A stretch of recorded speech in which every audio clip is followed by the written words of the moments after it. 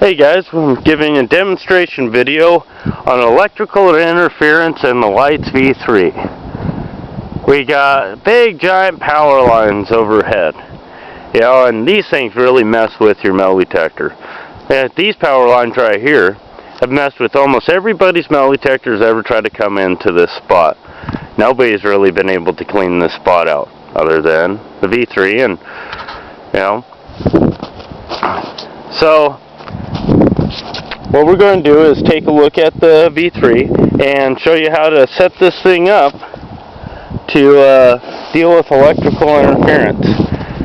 So I'm going to get over into a shady spot over here so we can look at the screen. There's been a lot of gold rings that have pulled out of this area. A lot of change and different things. Mercury, dime, buffalo, nickel, a couple gold necklaces. A lot of good stuff has been pulled out of right here. And it's all been because nobody's been really able to get in here. So, okay. See if we can get a shot on the screen here. Okay. Well, I can see it a little bit through the screen. Okay, so I got this set all ready to what works right here. So what I'm going to do is set this thing up to where it freaks out. Put it all the way up here. Okay. Okay, you can see this thing's just freaking out. There's not much you think you can do about this. It took me a while just to figure out how to deal with electrical interference on this thing. It kind of sucked that there wasn't a demonstration on the video itself on how to deal with this. So, what I'm going to do here, I'm going to turn my RX gain all the way up. I usually run my all metal pretty high, but we're going to keep it down at this point in time. I got my discriminate at 100. So what I'm going to do is turn this down until the chatter goes away. Okay, so we're at 74 and chatter's kind of stopping. My usual run setting in this area is a 55. So, but if I turn the RX gain down, it's going to lose the depth.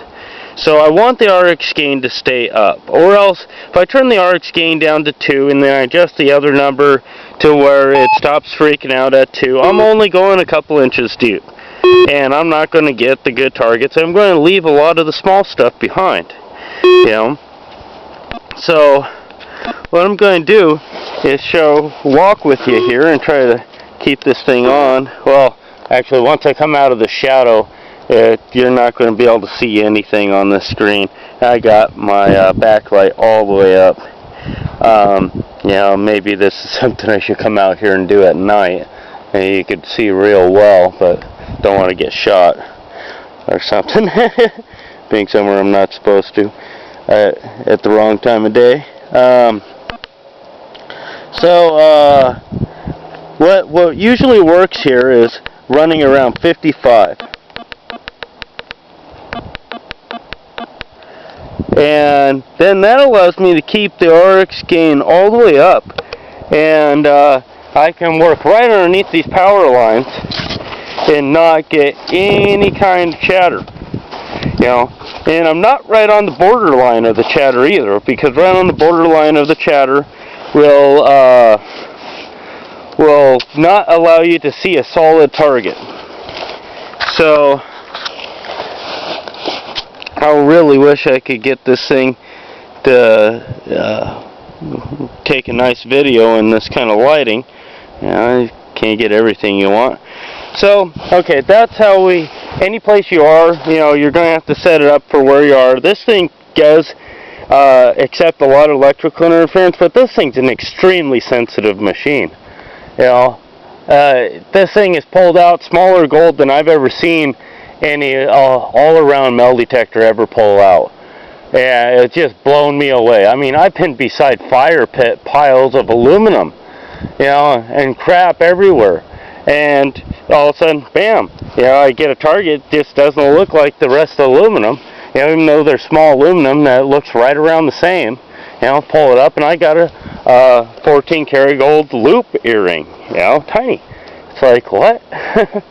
So, okay. So, now that we got the adjustment of this thing in electrical interference areas, we're going to kind of stand back here, and we're going to go over a little more about how to set this thing up, or how to read it for different items.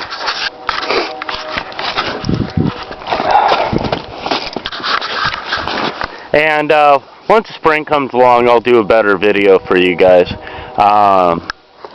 So let's start with, you know, most of these guys are out there wanting jewelry and stuff, and coins are just kind of an obvious one.